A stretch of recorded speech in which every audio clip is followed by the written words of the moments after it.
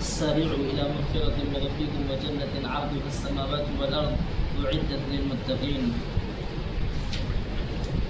وأما الأحاديث فالأول عن أبي هريرة رضي الله عنه أن رسول الله صلى الله عليه وسلم قال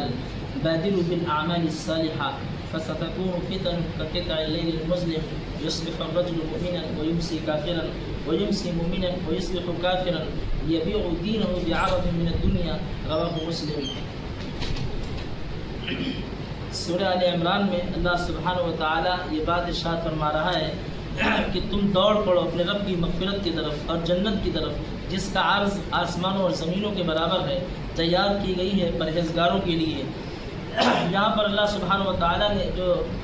جنت کا عرض بتلایا ہے، عرض کا مطلب یہ ہوتا ہے کہ چوڑائی، اور اللہ سبحانہ و تعالیٰ یہاں پر یہ کلام جو لا رہا ہے یہ بطور تمثیل کے لا رہا ہے، یعنی انسانوں کو سمجھانے کے لیے کہ جب جنت کی عرض یعنی جنت کا عرض اتنا ہے تو آپ سوچ سکتے ہو، اور اس کے طول کے بارے میں یعنی اس کی لمبائی کے بارے میں آپ تصور کیجیے کہ وہ کتنی لمبی ہوگی. عام طور پر یہ ہوتا ہے کہ انسان جو اپنا مکان اور گھر وغیرہ بناتا ہے تو اس کی چوڑائی لمبائی سے کم ہوتی ہے، تو زمین و آسمان کے برابر جب جنت کی چوڑائی ہے تو اب اس کی لمبائی کتنی ہے یہ اللہ سبحانہ و تعالیٰ نے بتلایا نہیں ہے. اس لیے کہ جنت کی جلالت اور جنت کی عظمت اور اس کی ویلو بتلانے کے لیے اللہ سبحانہ و تعالیٰ نے یہ بات ارشاد فرمائی کہ مغفرت سے مراد یہاں پر یہ ہے کہ اسباب مغفرت، یعنی مغفرت کے جو اسباب اور وسائل ہو سکتے ہیں اس کی طرف دوڑو. یہاں پر صحابہ نے مختلف اقوال ذکر کیے ہیں اپنے اپنے فقہ اور اپنی سمجھ کے مطابق. حضرت علی رضی اللہ عنہ کہتے تھے اللہ سبحانہ و تعالیٰ کی مغفرت سے مراد ادائے فرض ہے، یعنی انسان فرض نمازوں کو وقت پر ادا کرے، یہی مغفرت کی طرف دوڑنا ہے. اور بعض علماء یہ کہتے ہیں کہ رجوع اللہ ہے، یعنی انسان اپنے گناہوں پر نادم ہو جائے، شرمسار ہو جائے اور احساس ہو جائے اسے کہ ہم کتنی بڑی غلطی کر رہے ہیں یا خطا کر رہے ہیں، اور وہ اللہ کی طرف رجوع کر لے، لوٹ آئے، یہی مغفرت کی طرف دوڑنا ہے. سارعوا الی مغفرۃ من ربکم، یعنی اپنے رب کی مغفرت کی طرف دوڑو اور لپکو، وجنت، اور اس جنت کی طرف لپکو، عرضها السماوات والارض، جس کی چوڑائی آسمان و زمین کے برابر ہے، اعدت للمتقین. پھر یہ بات فرمائی گئی کہ اعدت للمتقین، وہ جنت دراصل پرہیزگاروں کے لیے ہی تیار کی گئی ہے، یعنی وہاں اس کا یہاں داخلہ صرف ایسے بندوں کا ہوگا جو اللہ سبحانہ و تعالیٰ کے قانون کو برت کر اور اس کی مرضی پر چل کر اس دنیا سے اس سے ملاقات کریں گے. پھر پہلی حدیث لا رہے ہیں اور یہاں پر یہی ثابت کرنا چاہ رہے ہیں کہ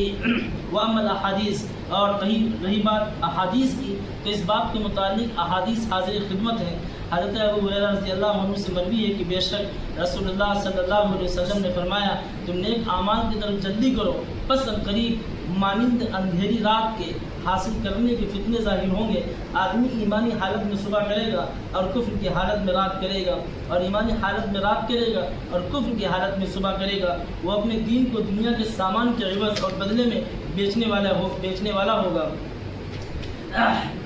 اللہ کے رسول صلی اللہ علیہ وسلم کا یہ جو ارشاد اور کلام ہے، یعنی انسانوں سے یہ بات کہہ رہے ہیں کہ جتنی جلدی ہو سکے اعمال صالحہ یعنی نیک اعمال کر لو، اس لیے کہ جو ایسا زمانہ آنے والا ہے اس زمانے میں فتنے رونما ہوں گے اور پے در پہ ہوں گے. جس طرح کی رات کی تاریکی پے در پہ اور تاریک ہوتی جاتی ہے، اندھیرا اور بڑھتا جاتا ہے، تو شب دیجور کی ظلمت میں اور زیادہ ظلمت اور تاریکی آتی جاتی ہے. اللہ کے نبی صلی اللہ علیہ وسلم نے فرمایا کہ فتنے ایسے ہی تمہارے زمانوں میں رونما ہوں گے، تم جتنی جلدی ہو سکے اعمال صالحہ کی طرف جلدی کرو، اس لیے کہ ایک زمانہ ایسا آنے والا ہے اور یہ قرب قیامت کی نشانی ہوگی. یعنی انسان اپنے دین کا اور اپنے ضمیر کا سودا کر لے گا دنیا کے چند سکوں کے عوض، دنیا کے چند مال کے عوض، اور انسان کے ایمان کا کوئی ٹھکانہ نہیں ہوگا. یعنی بہت سے لوگ ایسے ہوں گے جو صبح اسلام قبول کریں گے لیکن رات ہوتے ہوتے کافر ہو جائیں گے، یا شام کو وہ اسلام کی آغوش میں آئیں گے، ان کو اسلام کی گود میں آئیں گے، لیکن صبح ہوتے ہوتے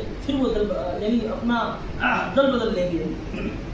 اللہ کے نبی صلی اللہ علیہ وسلم نے فرمایا کہ یبیع دینہ بعرض من الدنیا، اس کو امام مسلم رحمۃ اللہ علیہ نے روایت کیا ہے اور یہ بات کہی ہے کہ یبیع دینہ بعرض من الدنیا، یعنی دنیا کے سامان کے عوض اور دنیا کے چند سکوں کے عوض یا دنیا کے مفادات کے عوض وہ اپنے ایمان کا اور اپنے دین کا سودا کر لے گا. یعنی اللہ سبحانہ و تعالیٰ نے جن چیزوں سے روکا ہے اور ضمیر جن چیزوں کے خلاف جانا چاہیے اس کا ضمیر اور اس کا ایمان اس کی استقامت قائم نہیں رہتی ہے، پھر انسان اللہ سبحانہ و تعالیٰ سے اس حالت میں ملے گا کہ وہ کفر کی حالت میں ہوگا، یعنی انسان کے ایمان کو ٹھکانا نہیں ہوگا، یعنی کب وہ کفر اختیار کر لے، کب اسلام کی طرف آ جائے، ایسا زمانہ آنے والا ہے۔ یعنی اللہ کے نبی صلی اللہ علیہ وسلم نے یہ بات ارشاد اس لیے فرمائی ہے کہ جلدی سے جلدی اعمال صالحہ کر لو اور انجام دے لو، کیا پتہ کون سا زمانہ تم کو ملے اور کیسے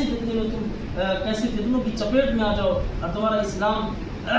حالت اصلی میں باقی نہ رہے اور تمہارا ایمان صحیح نہج پر باقی نہ رہے اور تمہاری فکر صحیح نہج پر باقی نہ رہے۔ اس لیے کہ انسان کو زیادہ سے زیادہ اچھے اعمال کی طرف دوڑنا چاہیے اور اللہ سبحانہ و تعالیٰ کو راضی کرنے کے لیے جتنے ممکن ذرائع ہیں، نمازوں کا ادا کرنا، اپنے گناہوں پر ندامت کا اور شرمندگی کا احساس کرنا اور دوسری چیزیں جو بھی ہیں، قرآن کی تلاوت کرنا، جتنے بھی اللہ سبحانہ و تعالیٰ کے نیک اعمال ہیں اور عبادت کے اعمال ہیں، ان سب کاموں کو انسان کو جلدی سے جلدی برتنا چاہیے، اس لیے کہ انسان کا ٹھکانہ نہیں ہے اور انسان کی زندگی کا بھی ٹھکانہ نہیں ہے۔ پھر اللہ کے نبی صلی اللہ علیہ وسلم نے یہ بتلایا بھی کہ فتنے ایسے ہی رونما ہوں گے اور آج کے دور میں فتنے رونما ہو رہے ہیں کہ انسان اپنے دین کو نہ دیکھتے ہوئے غلط قسم کی گواہیاں دے رہا ہے اور انسان اپنے ضمیر کو نہ دیکھتے ہوئے، یعنی اندر کی آواز کو نہ سنتے ہوئے مختلف قسم کے الزامات لوگوں پر لگا رہا ہے اور بدعات میں خرافات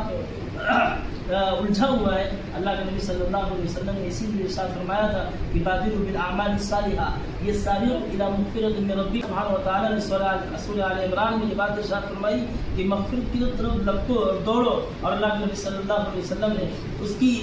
پھر تشریح فرمائی کہ اعمال صالحہ کی طرف دوڑو، اس لیے کہ فتنے رونما ہونے والے ہیں اور فتنے پیدرپے ہوں گے، مسلسل ہوں گے، پھر ان فتنوں کی چپیٹ میں بہت ممکن ہے کہ تم آ جاؤ۔ اس لیے اپنے ایمان کی خیر مناؤ اور ٹٹولو اور احتساب کرو اور اپنے آپ پر غور کرو اور اس حالت میں اللہ سبحانہ و تعالیٰ سے ملو کہ اللہ سبحانہ و تعالیٰ تم سے راضی ہو، خوش ہو اور تمہیں جنت کا داخلہ نصیب فرمائے۔